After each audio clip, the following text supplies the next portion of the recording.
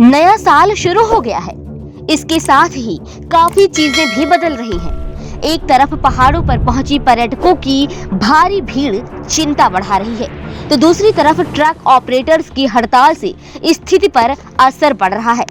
Christmas और नए साल पर हिमाचल व उत्तराखंड में भारी संख्या में टूरिस्ट के पहुंचने से जाम की तस्वीरें सामने आई हैं। पिछले दिनों ड्रोन से ली गई तस्वीरों को पुलिस ने जारी किया तो इनमें भीषण जाम देखा गया। अटल टनल रोहतांग ला पर हजारों वाहनों के फंसने से कई किलोमीटर लंबा जाम लगने से स्थिति बिगड़ गई। इतना ही नहीं, हिमाचल प्रदेश में पेट्रोल डीजल की किल्लत की खबरें आ रही हैं। हिमाचल में दिल्ली और दूसरे राज्यों से गए पर्यटकों को पेट्रोल नहीं मिल रहा है। पहाड़ों में पेट्रोल डीजल पहुंचने का एकमात्र साधन ट्रक होते हैं, लेकिन ट्रक ऑपरेटर्स के नए मोटर व्हीकल एक्ट के विरोध में जाने से स्थिति लगातार बिगड़ रही है। पहाड़ों के बाद प्लेन में भी स्थिति सामान्य नहीं है। केंद्र सरकार के नए मोटर व्हीकल एक्ट का देश के अलग अलग हिस्सों में विरोध हो रहा है। जी हां, ट्रक ऑपरेटर्स की हड़ताल का आज दूसरा दिन है। उत्तर प्रदेश, राजस्थान और मध्य प्रदेश समेत कई राज्यों में हड़ताल के बाद दूसरे राज्यों के ऑपरेटर भी स्ट्राइक में शामिल हो सकते हैं। इस सब के बीच पेट्रोल डीजल की सप्लाई समेत जरूरी सेवाएं तक प्रभावित होने की आशंका है। ट्रक ड्राइवरों की हड़ताल के कारण मध्य प्रदेश में पेट्रोल पंपों पर स्टॉक खत्म हो गया है। All India motor transport Congress यानी कि AIMTC की तरफ से हड़ताल का आह्वान किया गया। AIMTC की तरफ से सरकार से हिट एंड रन केस में 10 साल की सजा पर फिर से विचार करने की गुजारिश की गई है। इसके बाद मध्य प्रदेश, महाराष्ट्र, बिहार, हिमाचल प्रदेश, जम्मू कश्मीर, पंजाब, छत्तीसगढ़ में जाम का असर दिखा। अलग अलग राज्यों में पेट्रोल डीजल की किल्लत की खबरें आ रही हैं। हिमाचल में दिल्ली और दूसरे प्रदेशों से गए पर्यटकों को पेट्रोल नहीं मिल पा रहा है। आइए समझते हैं पेट्रोल डीजल की सप्लाई का पूरा सिस्टम किस तरह काम करता है। क्रूड ऑयल की सप्लाई के बाद पेट्रोल डीजल का उत्पादन तेल रिफाइनरियों में किया जाता है। रिफाइनरियां क्रूड ऑयल को गर्म करके इसे विभिन्न प्रक्रिया से गुजरा कर पेट्रोल डीजल के अलावा अन्य प्रोडक्ट जैसे केरोसिन, जेट फ्यूल और ग्रीस का उत्पादन करती हैं।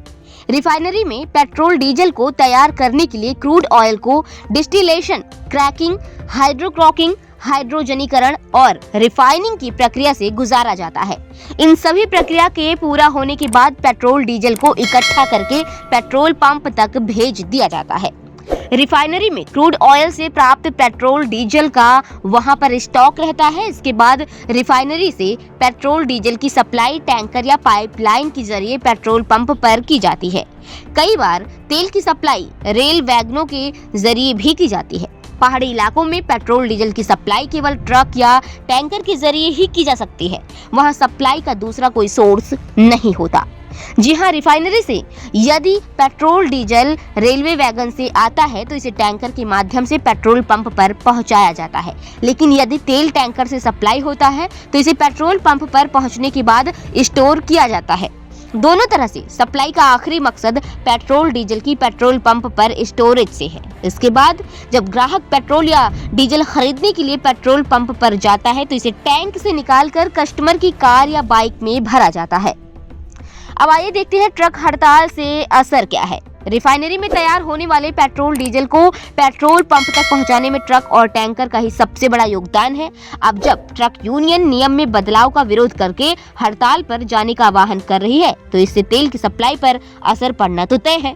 कुछ मीडिया रिपोर्ट में कहा गया है कि आने वाले समय में पेट्रोल डीजल की सप्लाई पर और असर दिखाई दे सकता है। इसके बाद पेट्रोल पंपों पर तेल भरवाने वालों की लंबी कतारें देखी जा रही हैं। लोग अपनी कारों के टैंक फुल करवा रहे हैं। सरकार की तरफ से हिट एंड रन मामलों में सजा बढ़ाने का प्रावधान किया गया है। मोटर व्हीकल एक्ट में हिट एंड रन से जुड़े कानून में बदलाव के विरोध में कई राज्यों के ट्रक ऑपरेटर्स उतर आए हैं। दरअसल IPC की धारा 279 यानी कि लापरवाही से वाहन चलाने, 304A यानी कि लापरवाही से मौत और 338 यानी कि जान जोखिम में डालने के तहत केस दर्ज किया जाता रहा है। लेकिन नए कानून में मौके से फरार होने वाले ड्राइवर पर धारा 104(2) के तहत केस दर्ज होगा।